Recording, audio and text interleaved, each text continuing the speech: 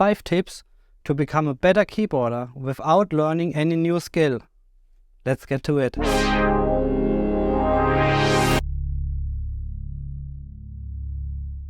I'm thortschman. I have played many live bands in the genre of pop and rock. Overall, over the last 20 years, I have played with more than 30 bands.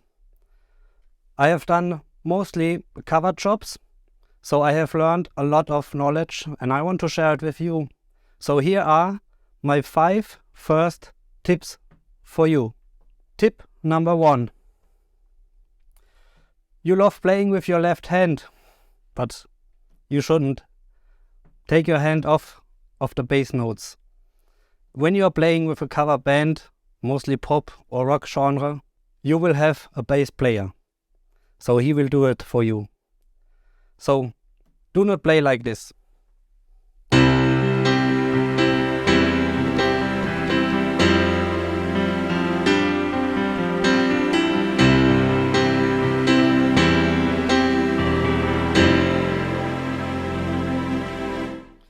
I have a better idea. Either don't do anything with your left hand, like this.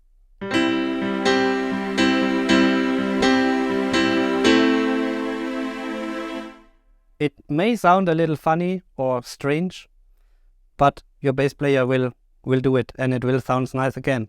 But I have a better idea for you. You heard it was a piano with a string layer. So if you have a second tier, I have my Nord lead here and I also use it to play the sounds of the phantom. So I could easily go and play the string layer with my left hand on the Nord. Like this. And so I'm completely free with my right hand.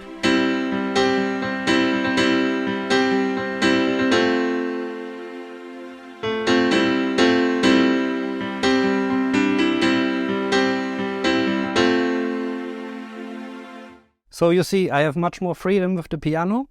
I have the layer in the left hand, so I don't look bored.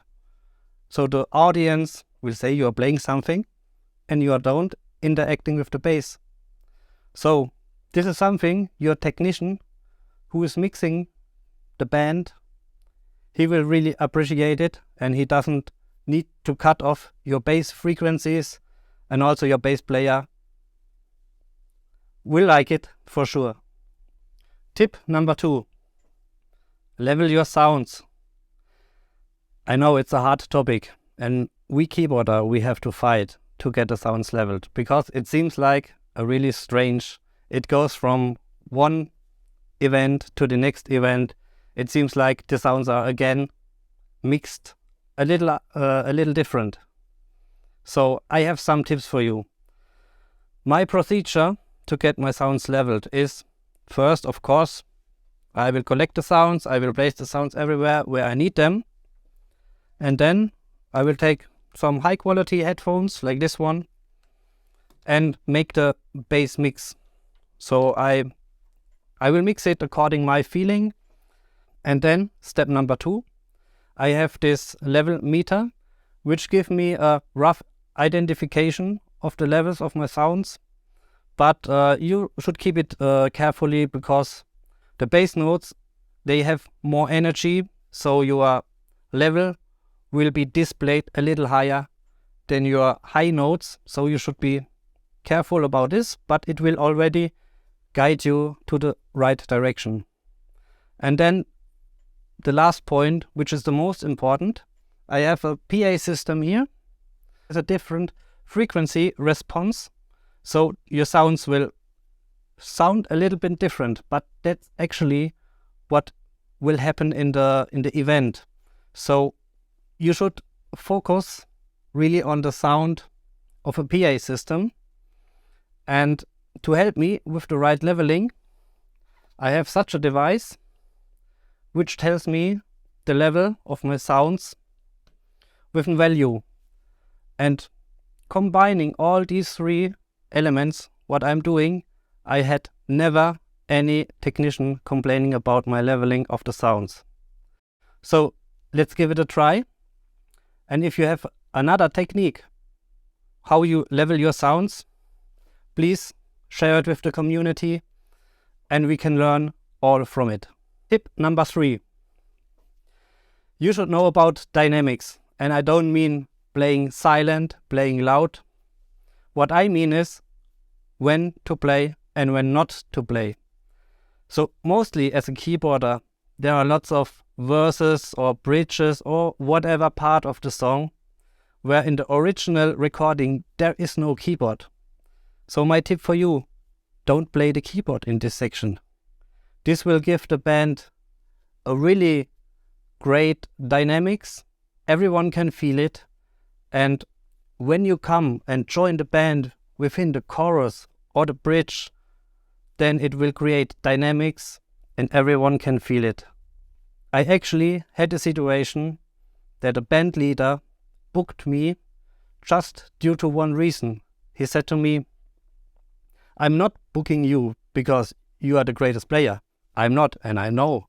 But I'm booking you because you know when not to play. And this sticks to my mind till this day, and I want to share this information with you. Tip number 4. You're going to learn a new song, and of course you need to learn the keyboards. So you listen to the keyboards, you listen to the recording and try to play it, try to learn it. And you only listen to keyboards, right? But you shouldn't.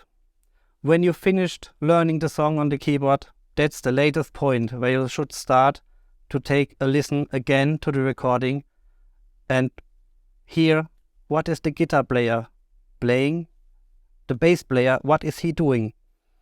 You should have an idea of what they are doing. It will help you playing live or within your rehearsal to fit better to the mix, to fit better in the whole concept of this song, because you will know what to expect from the others and it will just open your eyes. Tip number 5. This is the last one for today. This tip is quite important for me, for my playing, for my style, and it is about layering. You should not layer much sounds. I have done it in the past, 15 years ago, 20 years ago. I could not find the correct synth sound, so I just layering this sound, that sound, and whatever. But I figured out that's actually the wrong way. You should really try to really fit the correct sound. Just use one sound or maybe 2.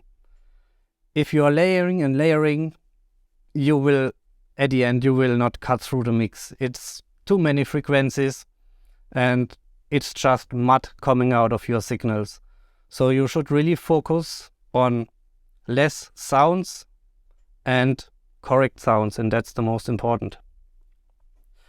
So that's the tips for today. If you want to hear more tips, I have prepared a whole list. Leave me a comment if you want to hear them. If you like the video, give me a like. You should consider to subscribe the channel. I would appreciate it. And of course, don't forget to smash the bell.